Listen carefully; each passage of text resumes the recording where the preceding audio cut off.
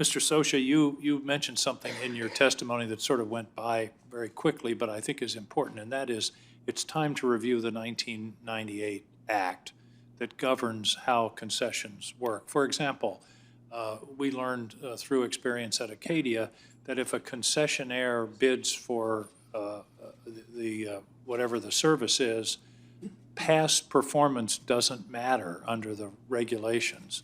Do you agree that it's time to review that act and the regulations in light of current realities of park operations? I do.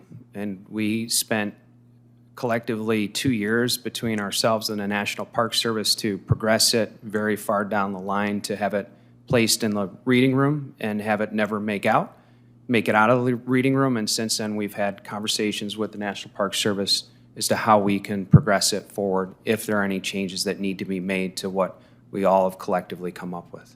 I think that's something that this committee will follow up on this year. Thank you.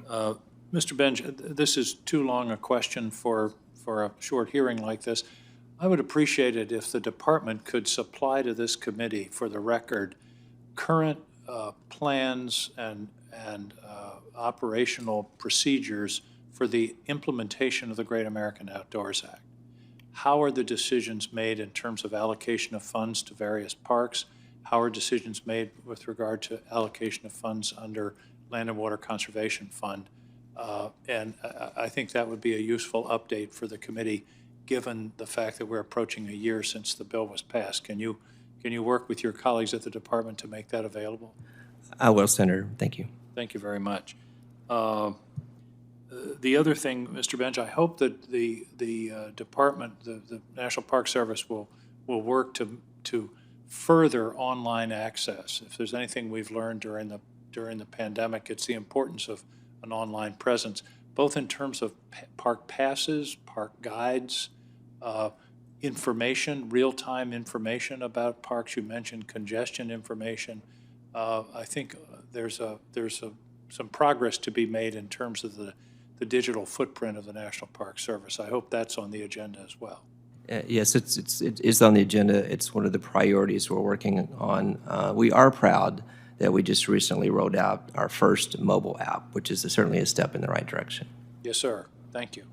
Mr. McDonald, in terms of advisory, in terms of organizations like Friends of Acadia, what about advisory committees, which I think are a kind of different animal? Are they a useful part of the park administration process?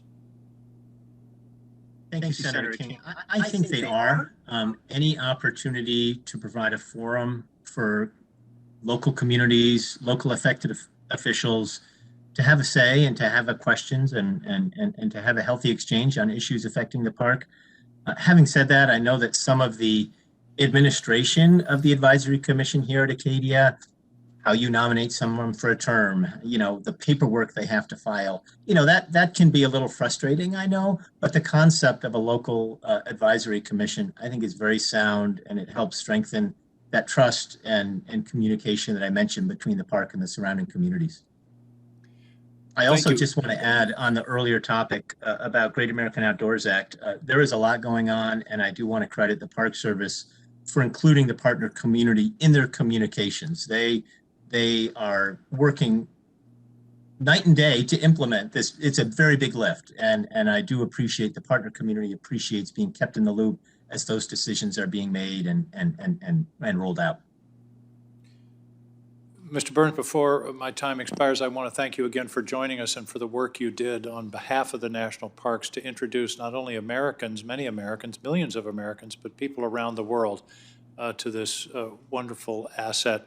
And I hope you will keep in touch with this committee as ideas occur to you that you believe could be helpful. And I think the other important contribution you made was that the parks have not been without controversy, and many of them were born in controversy.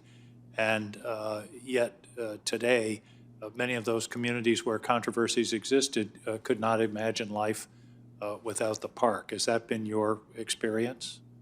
Very much so, Senator, and I'd be honored to stay in touch and offer what advice the committee would find useful. You're exactly right. I think too often we presume that these good things were born out of equally good things, but it's often the tension about what to do with the land. That acquisitive nature looks at a stand of a beautiful forest and thinks board feet. It looks at a beautiful river and thinks dam. Looks at a canyon, Senator Kelly, and thinks mineral rights. And all of that is legitimate and an important part of the growth of our country.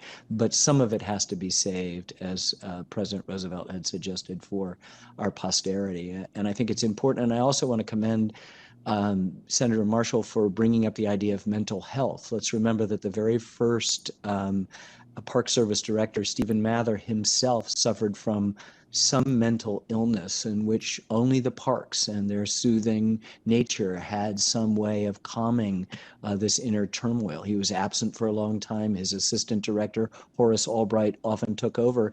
And just a decade after Yellowstone was created, there was a debate about whether we should continue with this, and many senators suggested not. George Vest of Missouri said, there should be in a nation that will have, he said, 100 million or 150 million people. A park like this, meaning Yellowstone, is a great breathing place for our national lungs, a great breathing place for our national lungs. Nearly a century and a half later, in a nation of more than 330 million people, now emerging from a lockdown and restrictions and the terrible suffering and anxiety and exhaustions that accompanied that, we need a place for our national lungs to be exercised. And you can find that in only one place, and that is in our national parks and our national park system and the extraordinary work that the National Park Service does. And I'm very grateful to the committee for asking me to come this morning to offer thoughts about the historical perspective of how incredibly democratic this institution is. Thank you very much, Mr. Burns.